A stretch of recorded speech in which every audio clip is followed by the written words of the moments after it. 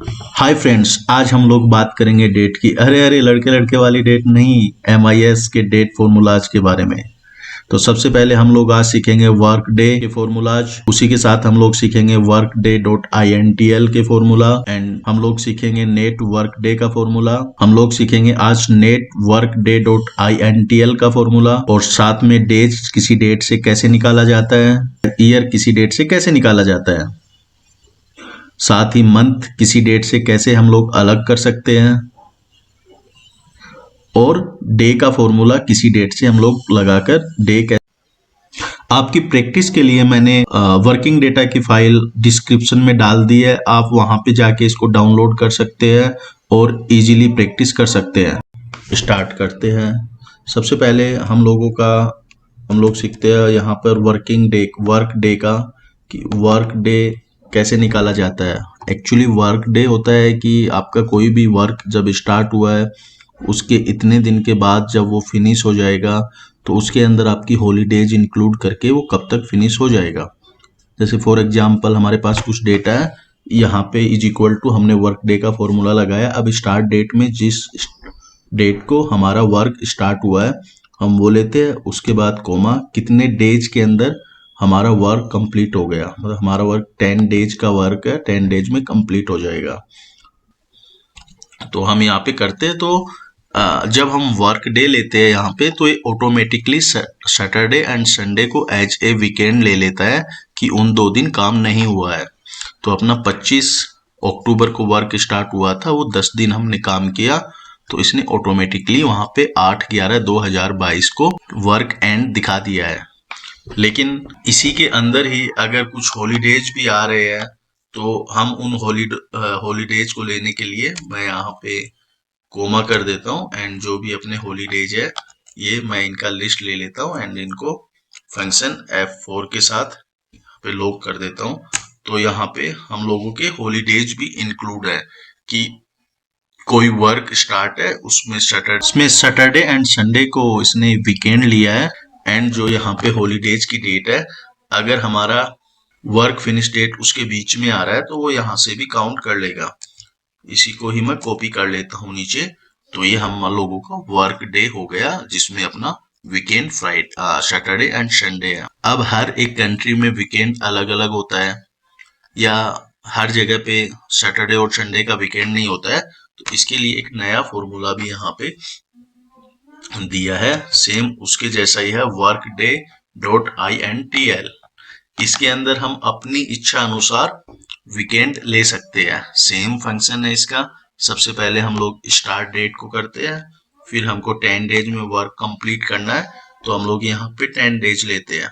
अब इसके बाद ये वीकेंड पूछता है कि जैसे MNC कंपनी है, वहां पे सैटरडे संडे को वीकेंड होता है, एंड हर एक कंट्री मतलब नेपाल में सैटरडे का रहता है, और अपना सऊदी के अंदर फ्राइडे का रहता है। तो ये जहाँ पे भी लेना है, फॉर एग्जांपल जैसे मैं अभी नेपाल का ले रहा हूँ, नेपाल में यहाँ पे सैटरडे का वीकेंड होता है, तो इसके लिए मैंने यहाँ पे सैटरडे कर दिया, एंड कोमा उसके बाद जो हमारी हॉलीडेज है वो मैंने यहाँ पर ले लिया है, और फंक्शन F4 के साथ इसको लॉक कर दिया। जैसे हम लोग इंटर करते हैं तो ये हम लोगों का वर्क फिनिश डेट आ जाएगा। अब हम चलते हैं अपने नेक्स्ट फॉर्मूला पे, नेट वर्किंग डे पे। यहाँ पे मैंने कुछ डेटा लिया हुआ है, मैं इनको डिलीट कर देता हूँ। नेट वर्किंग डे मीन्स कि वीकेंड को हटाकर एक स्टार्ट डेट से एंड डेट तक हम लोगों ने कितने दिन काम किया, उसके लिए हम लोग यहाँ पे नेट वर्किंग डे का फॉर्मूला यूज में लेते हैं। तो इसके लिए नेट वर्क डे का फॉर्मूला डाला, स्टार्ट डेट क्या है अपना, एंड एंड डेट क्या है। इसको अगर मैं यहाँ पे इंटर कर देता हूँ तो ये भी Saturday and Sunday as a weekend लेता है।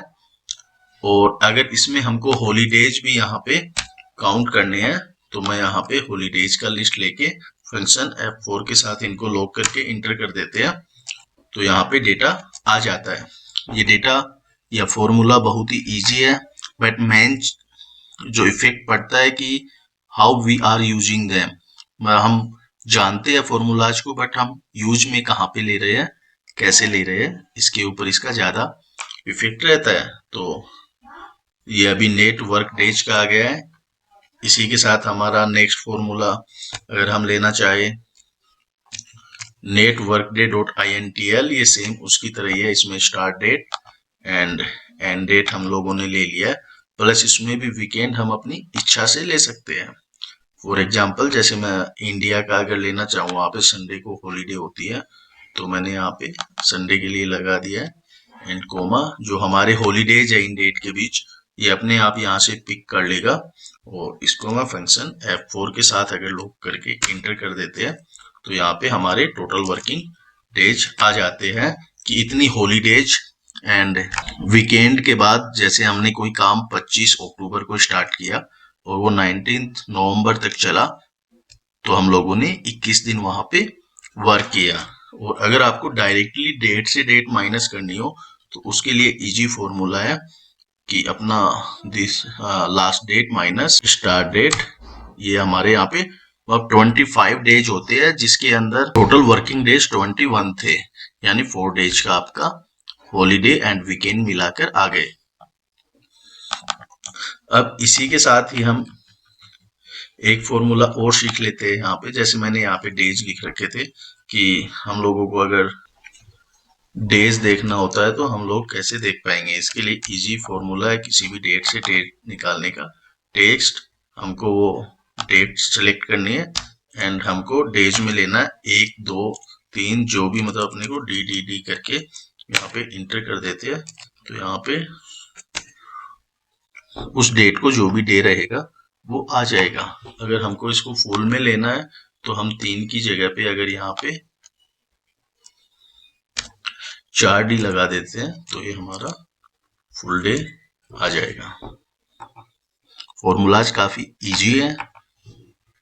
अब हम चलते हैं अपने नेक्स्ट फॉर्मूला की ओर। नेक्स्ट फॉर्मूला है हमारा ई डेट का, जो हम अपने लास्ट वीडियो में भी कर चुके हैं। ई डेट होता है किसी भी डेट के पहले या बाद में कितने मंथ के बाद वो डेट आएगा, उसके लिए हम लोग ई डेट यूज में लेते हैं। फॉर एग्जाम्पल किसी ने लोन लिया हुआ इन डेट को एंड उसको बोला है किसी ने कि आपका जो नेक्स्ट EMI डेट है वो आफ्टर 3 मंथ के बाद है, तो उसके लिए हम लोग ई डेट का फॉर्मूला यूज में लेते हैं। इसके लिए हमको ई डेट के फॉर्मूले पे आना होता है। इसको सेलेक्ट किया, अब पूछता स्टार्ट डेट, हम लोगों का ये स्टार्ट डेट है एंड आपको कितने मंथ के बाद की डेट चाहिए। जैसे क्वेश्चन में अभी हमको 3 मंथ पूछा है, तो हम यहाँ पे 3 लेके एंटर कर देते हैं कि इसके 3 मंथ बाद इस डेट को हमको EMI देनी है। अब इसके अंदर हम डेटा को चेंज भी कर सकते हैं। 3 की जगह पे जो भी आप लेना चाहो वो ले सकते हो। अगर आप पहले की 3 मंथ पहले का डेटा देखना चाहते हो तो उसके आगे माइनस का साइन करने से पहले का आ जाता है। काफी इजी है। अब हम चलते हैं अपने नेक्स्ट फॉर्मूला की ओर। जो हमारा नेक्स्ट फॉर्मूला है वो है ईओ मंथ का। ईओ मंथ मतलब and of the month. For example ये हमारी कुछ एक डेट है, इनका जो भी मंथ में है उस मंथ का एंड डेट क्या है, तो एंड ऑफ मंथ के लिए हम ईओ मंथ का फॉर्मूला यूज में लेते हैं। ईओ मंथ स्टार्ट डेट और कितने मंथ के बाद की हमको चाहिए। अभी हमको इसी मंथ की चाहिए तो हम यहाँ पे 0 कर देंगे, तो अपना डेटा यहाँ पे आ जाएगा कि जैन महीने में 31 अपना लास्ट डेट है इस मंथ का। आपका फेब में 29 है 2024 में। इस पे हम लोग यहाँ पे 1 2 3 जिस भी मंथ के बाद की देखना चाहिए। अभी मैंने यहाँ पे 1 मंथ कर लिया कि आफ्टर 1 मंथ जो भी अपनी end of the month date रहेगी वो यहाँ पे आ गई है। यहाँ पे अगर हमको पहले का देखना भी होता है तो हम अगर यहाँ पे माइनस का साइन कर देंगे तो 9 जैन 2023 से पहले वाले मंथ में यानी दिसंबर में लास्ट डेट जो अपना मंथ एंड हुआ है 31 दिसंबर को हुआ है, वो भी यहाँ पे अपन इजीली कर सकते हैं। अब हम चलते हैं नेक्स्ट फॉर्मूला की तरफ। ये फॉर्मूला काफी इंपॉर्टेंट है, काफी लोगों को इसके अंदर इश्यूज रहते हैं, तो हम इस फॉर्मूला को समझ लेते हैं। ये कोई भी डेट है, इस डेट को हमको टेक्स्ट के अंदर कन्वर्ट करना है, तो हम लोग इसको टेक्स्ट में कैसे करेंगे। तो इसके लिए हम आते हैं इज इक्वल टेक्स्ट। टेक्स्ट में आ गए, अभी पूछता है सबसे पहले क्या वैल्यू है, ये हमारी वैल्यू है। इसको हमको फॉर्मेट करना है, कौन से फॉर्मेट में, तो हम डबल कोलन लगा के यहाँ पे मुझे ये चाहिए डेज के अंदर, फिर slash mm slash Y Y Y Y, मैं डबल कोलन यहाँ पे कर देता हूँ। तो ये मेरा टेक्स्ट बन के यहाँ पे आ गया है। ये हम लोगों का टेक्स्ट फॉर्मूला लग गया है डेट के ऊपर। अब इनमें डिफरेंस क्या है? डेट तो दोनों एक जैसी दिख रही है। जब हमारा डेट, एक तो हम यहाँ पे आएंगे तो देखिएगा मुझे डेट फॉर्मेट दिखा रहा है एंड यहाँ पे जर्नल या टेक्स्ट फॉर्मेट दिखाएगा। अब जब हम इनको फिल्टर करते हैं डेटा को, तो देखिएगा यहाँ पे डेट के लिए इसने फिल्टर कर दिया है डेटा को, ग्रुपिंग कर दिया है कि हमारे पास 2022 का डेटा है जिसमें कुछ नवंबर का है एंड कुछ दिसंबर का है। हम यहाँ से इसको एक्सपेंड करके भी देख सकते हैं। सेम चीज हमारे साथ टेक्स्ट फॉर्मेट में नहीं होगी क्योंकि ये इसको एज ए डेट कंसीडर नहीं कर रहा है। तो यहाँ पे हमको अगर डेटा बड़ा हो तो बड़ी मुश्किल होती है, वहां पे हम इजीली कर सकते हैं। अब इसी डेट को हम वाइस वर्सा अगर वापस से टेक्स्ट फॉर्मेट को डेट में लेना हो तो हम लोगों को क्या करना होगा? तो उसके लिए हम लोगों का इजी फॉर्मूला है इज इक्वल टू डेट। अब ये पूछ रहा है ईयर, मंथ एंड डे। अब हमारे पास, हमको पता है ईयर हमारे पास 2022 है, मंथ अपना नवंबर एंड डेट 7 है। बट इसको करने के लिए मैं आपको थोड़ा एक और इजी बता देता हूँ कि हम कैसे years and month and date किसी भी डेट से निकाल सकते हैं। तो इसके लिए हम ईयर निकालने के लिए फॉर्मूला यूज करेंगे। ईयर हमको इस डेटा से निकालना है, तो ये अपना ईयर आ गया। एंड मंथ निकालने के लिए मंथ, डेटा को सिलेक्ट किया, मंथ आ गया। एंड अपना डे निकालने के लिए डेटा को सिलेक्ट किया, डे आ गया। तो अब हमारे पास तीनों चीजें हैं और हमको फॉर्मूला भी पता है, तो क्यों ना हम इस फॉर्मूला को यहाँ लगा दे। तो मैं यहाँ पे वापस से डेट में आता हूँ। अब सबसे पहले हमको ईयर पूछ रहा है बट हमारे पास ईयर है नहीं, तो हम टेक्स्ट का फॉर्मूला यूज में लेंगे, वैल्यू लेंगे, इसके अंदर हमको ईयर चाहिए तो हम वाई वाई, या हम डायरेक्ट इसको टेक्स्ट फॉर्मूला से नहीं लेके हम डायरेक्ट यहाँ पे ईयर का फॉर्मूला लगा देंगे और हमारा सीरियल नंबर ये हो गया। इसको ब्रैकेट बंद, कोमा। अब हम मंथ का फॉर्मूला लगा देंगे यहाँ पे कि मंथ कौन सा है, इसी डेट में से मंथ ले लेगा, ब्रैकेट बंद, कोमा। एंड डेज के लिए हम यहाँ पे डे का फॉर्मूला यूज में लेके इससे हम डे निकाल लेंगे। तो ये हम लोगों का यहाँ पे वापस से डेट में आ गया है। आप ऊपर भी देखोगे यहाँ पे आपको डेट फॉर्मेट में दिखाई देगा। अब हम चलते हैं नेक्स्ट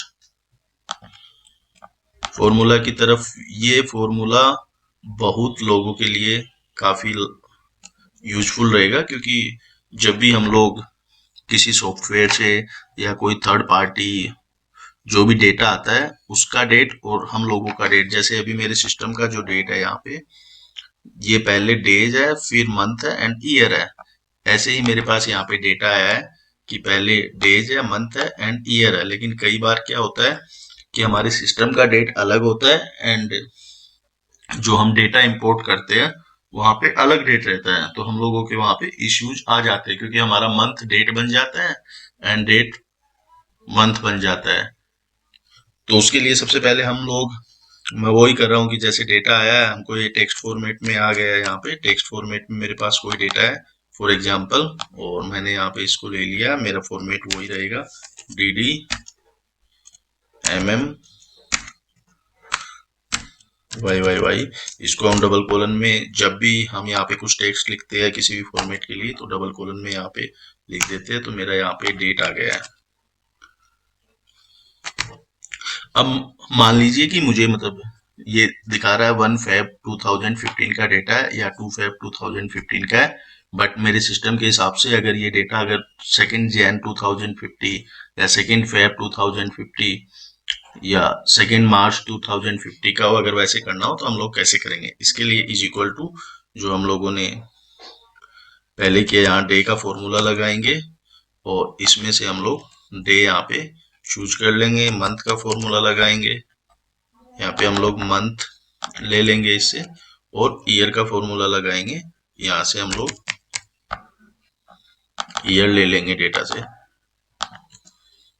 अब अगर किसी का डेट मंथ हो या मंथ डेट हो, अगर उसको करना है तो यहाँ पे वापस से डेट का फॉर्मूला हम लोग यूज में लेंगे।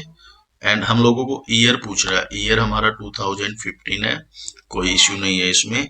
अब हमको मंथ पूछ रहा है, अब हमको इसको अंदर स्विच करना है, मंथ को डेट करना है या डेट को मंथ करना है। तो मैं मंथ की जगह पे ये वाला डेटा ले लूंगा और कोमा डेज के लिए मैं मंथ का डेटा ले लूंगा। तो इसने डेटा दिखा दिया है। मैं इसको कॉपी पेस्ट नीचे तक कर लेता हूं और को दिखा देता हूं। मैं इसका फॉर्मेट चेंज करके, हम यहाँ पे फॉर्मेट में गए एंड मैंने लॉन्ग डेट ले लिया यहाँ पे। तो ये अपना 1 फरवरी 2015 का डेटा है, जिसको हम लोगों ने स्विच कर दिया है